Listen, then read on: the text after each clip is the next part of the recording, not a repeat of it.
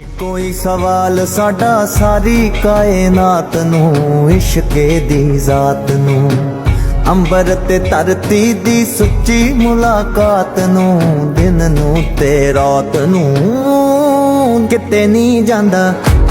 ਬਹਿ ਜਾਨੀ ਖਾਂਦਾ ਵਕਤਾਂ ਦਾ ਪਿਆ ਤੁਮੀ ਜਾਣਦੇ ਹੋ, ਸੁਣੀ ਚੱਲ ਦਿਲਾਂ ਦੀ ਗੱਲ, ਜਜ਼ਬੇ ਜਗਾ ਲੈ ਕਿਤੋਂ ਗਾਣ ਦੇ, ਪੁੱਛਾਂਗੇ ਸਰਤਾਜ ਨੂੰ ਕਿੱਦਾਂ ਦੇ ਨੇ ਆਸਾਂ।